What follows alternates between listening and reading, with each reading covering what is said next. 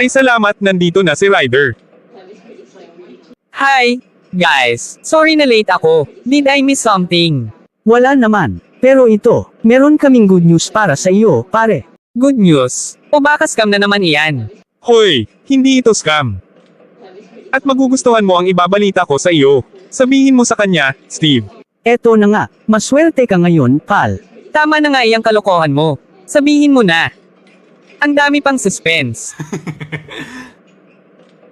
Tapos na ang paghahanap mo. Nahanap na namin ang soulmate mo. Anong pinagsasabi mo? Naalala mo ba si Melissa? Yung babaeng patay na patay sa iyo noong high school pa tayo. Grabe, pare. Nagkabanggaan kami kahapon.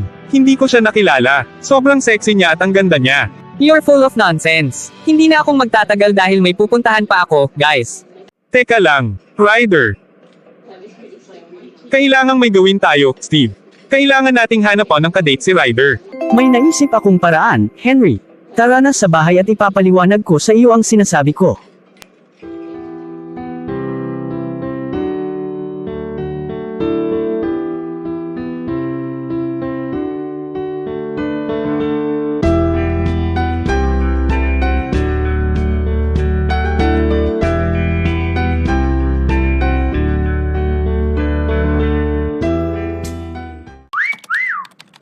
Wow! Ang gaganda! Exactly. Matutulungan natin si Ryder na mahanap ang kanyang soulmate.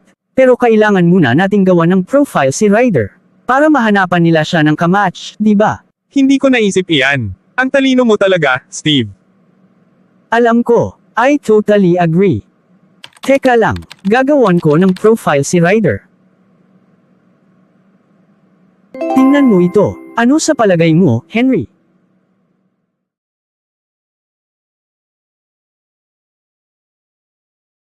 Wow! It's perfect, Steve. I know. Maghintay tayo. Sigurado na maraming mga babae ang tatawag kay Ryder.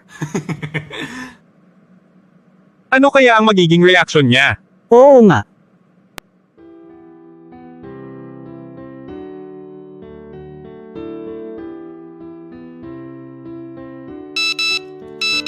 What's going on here? Bakit ang daming mga text messages mula sa mga babaeng hindi ko naman kakilala? Galing kay Angeline. Ryder, pwede ba tayong mag-meet up tonight at 7 PM sa Brew Coffee Shop? Angeline. This is crazy. Masama ang kutob ko dito. Matawagan nga Steve. Hoy, Steve. Umamin ka nga sa akin. Ano na naman bang kalokohan ang ginawa mo this time? Anong pinagsasabi mo, dude? Iyon ba? Sorry, Ryder. Well, worried kami sa iyo ni Henry. Kaya, naisip namin na gawan ka ng profile account sa Christian Soulmate website. So, anong problema? Kung tatlong babae ang gustong makipagkita sa iyo, madali lang iyan, pare. Isama mo kami ni Henry at gawin nating triple dates ito, okay? Pero kapag hindi ko nagustuhan si Angeline, aalis agad ako. Maliwanag ba? Sige, kita tayo mamayang alas 7. Ite-text ko sa iyo ang address. Bye!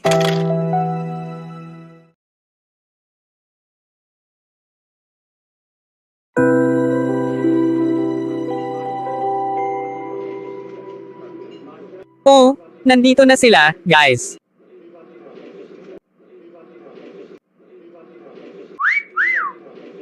Ryder, they're hot. Wow, I think I'm in love. Hi, Angeline. You're more handsome in person. Thanks. Ray, mas maganda ka sa personal. Isabel, ang ganda mo sa suot mo. You looked amazing. You too, Steve. Come ladies, join us.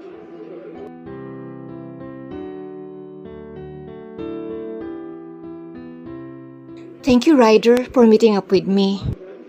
Well, to begin with, isa akong prangkang tao, ayoko ng paligoy-ligoy pa. Marami na akong dating websites na sinalihan.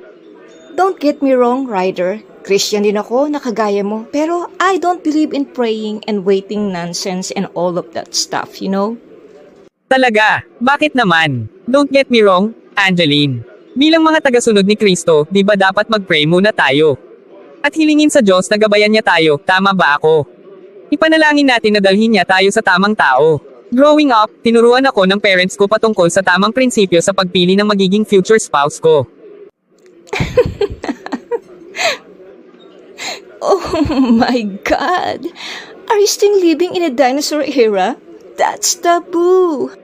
Yung mga sinasabi mo, mga nakaraan na yan, nasa 28th century na tayo. Yung parents ko, mga traveling minister sila. Lumaki ako sa mga ganyang mambo-jumbo crop sa buong buhay ko. But good thing about my folks, hindi nila ako pinupwersa na maging katulad ng mga taong tinatawag na Jesus freaks, whatever you call them, you know? Ang importante, kilala ko kung sino si Jesus, and I'm good, you know? I see. We're so different, Angeline. Naniniwala ako sa sinasabi ng Biblia at sa pakikinig sa tinig ng Holy Spirit.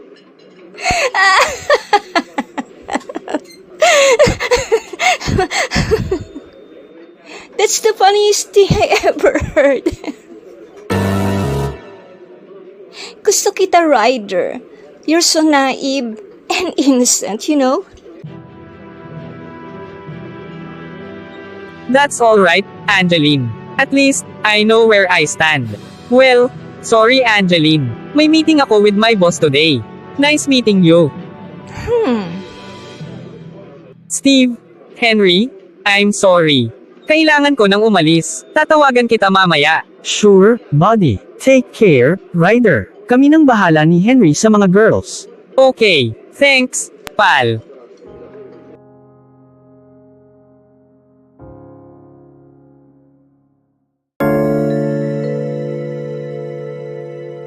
Hi mom. Hello dad. Oh, son. Anong ginagawa mo dito? I'm just around the area. Kaya, naisip ko na dalawin kayo dito sa butik ninyo. Hi, son. Natutuwa ako na dumalaw ka dito. Sumama ka sa amin ng dad mo mamaya sa dinner namin. Next time na lang, mom. Wala ako sa mood ngayon. Bakit ba? May kinalaman ba ito sa blind date mo? Ano? Paano mo nalaman, mom? Well, nagkita kami ni na Steve at Henry kagabi. At nasabi nila sa amin ang patungkol dyan, you know. Seryoso, hindi ako makapaniwala sa dalawang iyon. Sobrang dal-dal, at hindi marunong magtago ng sekreto. Parang hindi mo naman kilala yung mga kaibigan mo, honey. Sinabi mo pa, mom. So, anong nangyari? It's a disaster. Anong ibig mong sabihin? Well, yung ka-blind date ko, Kristiyano daw siya. Grabe, ang suot niya ay yung crop top na sobrang iksi. At kitang-kita na yung pusod niya. At yung palda, sobrang iksi talaga. Nako, pareho tayo, anak. Ayoko rin ng mga babaeng malaswa. Hindi lang iyan. Pinagtawanan niya ako at ininsulto nang sinabi ko sa kanya na dapat na makinig siya sa tinig ng Holy Spirit patungkol sa paghahanap ng future spouse. Oh, wow. Mali nga siya. Ganyan ang mga ibang Christians ngayon. Wala na silang paki sa mga bagay na patungkol sa Diyos. Kaya, hindi ako mahilig dyan sa mga blind dates na iyan. Hindi pa ako handa. Isa pa, ang gusto kong babae ay yung katulad ni mom. Committed, gentle, mapagmahal, at faithful pa. Huwag mong kalimutan ang importante sa lahat. Maganda. Tama ka, dad. Maganda at mapagmahal gaya ni mom. May inilaan ng Diyos para sa iyo, anak. Kaya, for the meantime, focus ka muna kung paano mo mapapabuti ang sarili mo. Kapag dumating ang tamang panahon, dadalhin sa iyo ng Diyos ang tamang babae para sa iyo. Thanks, mom. Thanks, dad.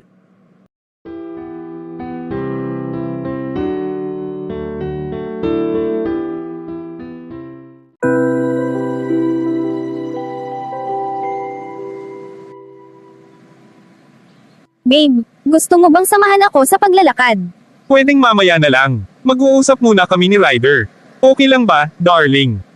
Take your time, boo-boo. I love you, bubu.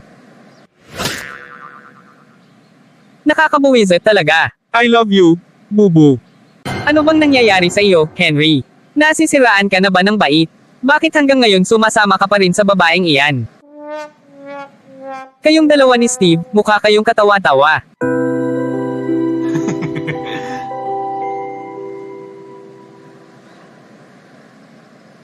Hoy, dahil ba hindi kayo nag-click ni Angeline? Gusto mo namang isabotahe ang love life ko. Totoo ka ba, Henry? Alam mo naman na hindi Christian si Ray. Right now, wala akong pake sa mga sinasabi mo, okay? Ang importante ay nagmamahalan kaming dalawa. Kaya, huwag mo nang pakialaman ang buhay ko. Alam ko naman na concern ka lang sa amin, Ryder. But please, buhay ko ito. Nalulungkot lang ako para sa inyo ni Steve. Naalala ko noong mga 16 lang tayo, na pagkasunduan nating tatlo na magkakaroon tayo ng Christian wedding sa church natin. May napili na nga tayong pangalan para sa magiging firstborn natin. I know, right. Gumawa pa nga tayo ng kasunduan na hindi tayo mag-aasawa ng unbelievers. Inaamin ko na si Ray ay hindi matalino. Ang importante lang sa kanya ay ang kanyang itsura. Magagarang damit, mag-shopping. Hindi nga siya tumatagal sa trabaho. Alam mo naman pala pero bakit ayaw mong makipag-break sa kanya? Bago pa mahuli ang lahat. Ewan ko ba sa sarili ko, Ray? Hoy, kayong dalawa, bakit andito kayo? Come on and have some fun. Ano, bakit nakatingin ka sa akin? I'm just beside myself. Nalulungkot lang ako at disappointed ako sa mga nangyayari. Bakit? Dahil ba mga unbeliever sina Ray at Isabel? Absolutely. Kagaya ng sinabi ni Henry, buhay ninyong dalawa ito. Sana lang ay hindi kayo nagkamali sa desisyon ninyo. Gusto kong maging masaya kayong dalawa sa pinili ninyong buhay.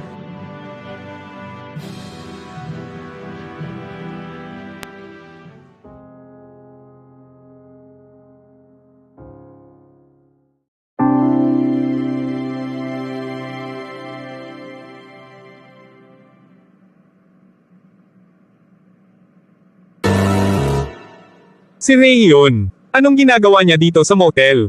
At sino yung lalaking kasama niya? Ray, anong ibig sabihin nito? Niloloko mo ba ako? Sawa na ako sa iyo, Henry. Si Andrew maraming pera, hindi katulad mo. Great lover din siya, right bubu? Yes, my bubu. Let's go, darling. Goodbye, loser.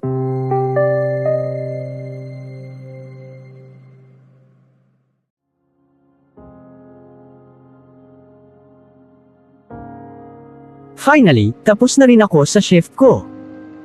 Tatawagan ko si Isabel at dadalhin ko siya sa mamahaling restaurant. Bakit kaya hindi sumasagot si Isabel? Babe, hindi mo ba sasagutin yung phone mo?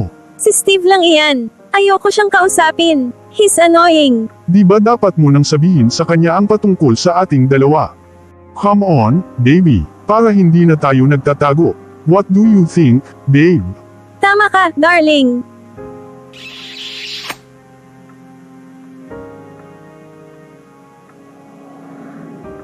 You're so sweet. Kaya love na love kita. Sige, tatawagan ko siya. Teka lang. Isabel, babe, get ready. Dadalhin kita sa mamahaling restaurant.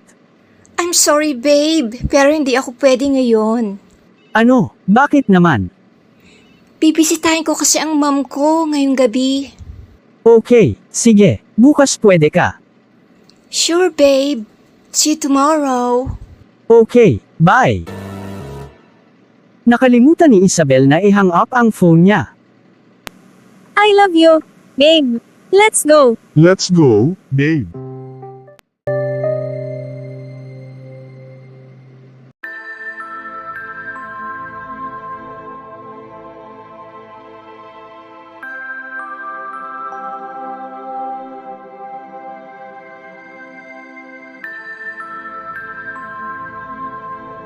Now, I pronounce you husband and wife.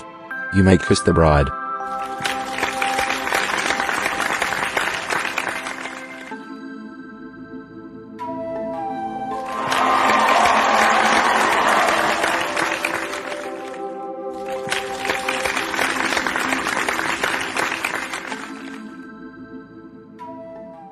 Ang magandang babaeng hindi marunong magpasya ay parang isang gintong singsing sa nguso ng baboy. Mga Kawikaan Kabanatang 11, Talatang 22. Ang mabuting may bahay ay isang kayamanan. Siya'y pagpapala na si Yahweh lang ang may bigay. Mga Kawikaan Kabanatang 18, Talatang 22. Youth on the rock. Jesus is the rock. For young people and old alike. Please like, share, and subscribe to our channel.